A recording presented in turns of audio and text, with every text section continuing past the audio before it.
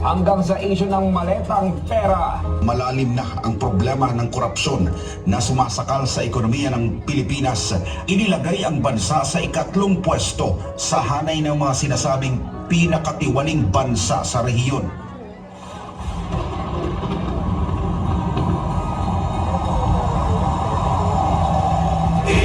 Kulong na yan, mga kurakot! Kulong na yan, mga kurakot! Kulong na yan, mga kurakot! Kulong na yan! Hustisya! Isigaw mo! Katotohanan! Isigaw mo! Pilipinas gising! Huwag na tayong magbibiyak ng isang upuan! Isigaw mo! Hustisya! Isigaw mo! Katotohanan! Isigaw mo! Pilipinas gising! Huwag na tayong magbibiyak ng isang upuan! Isigaw mo! Hustisya! Isigaw mo!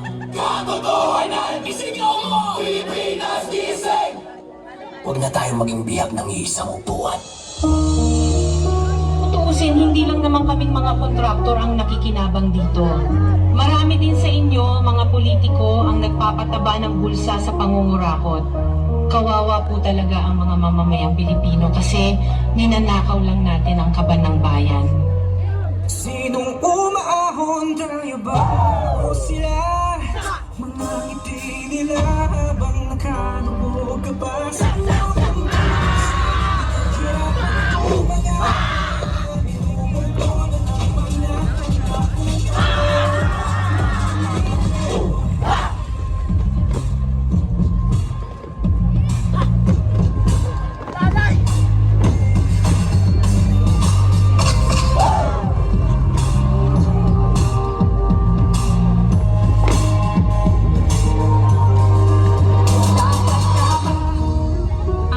may hati-hati yan mula sa pinakamataas hanggang sa mga nasa gilid lang ng sistema.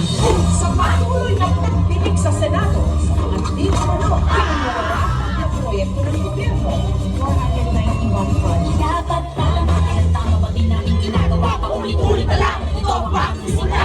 Simula ng simula, bakit wala natatapos sa tras ang mga nilagay ng punta swelas ng sapatos? Ilang beses na ako, ilang beses na ako, pati natin subukan at tulungan at kumakot, umahagi sa bigat na matagal din natin pasapatayan yung sa atin natin alam ang kulit na bukas mga ipilingin ang tamang nakatata na pangalan sa pagluto, wag na tayo mapamuto na sa atin ang kapagyarihan tayo ang hindi mo itigil ang pagsisisi sa pwestong di ka nakilala kapag sinigit sa lahat ng kanyang panahon hindi tayo kumbinsido, wag na natin dapat kaya.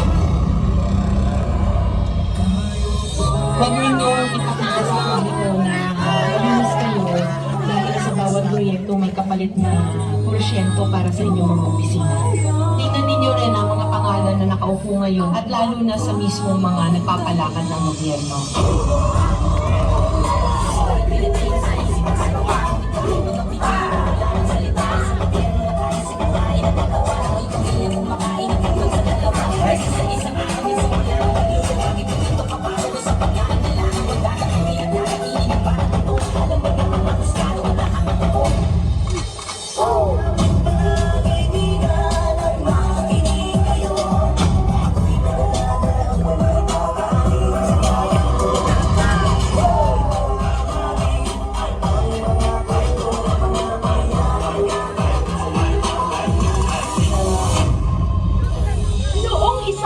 Pa na isiwalat na may mga mali-maletang pera, codename basura, na i-deliver daw sa ilang mga politiko na naglalaman di mano ng hindi lang bilyones, kundi bilyones ng kickback mula sa pondo dapat ng bayan.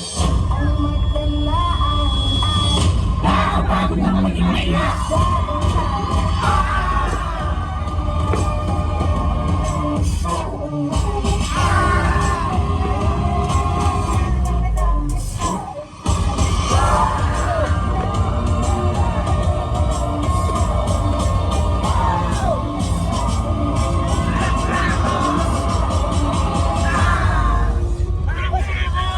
Pera ng taong bayan, pero tayo ang nakikinabang.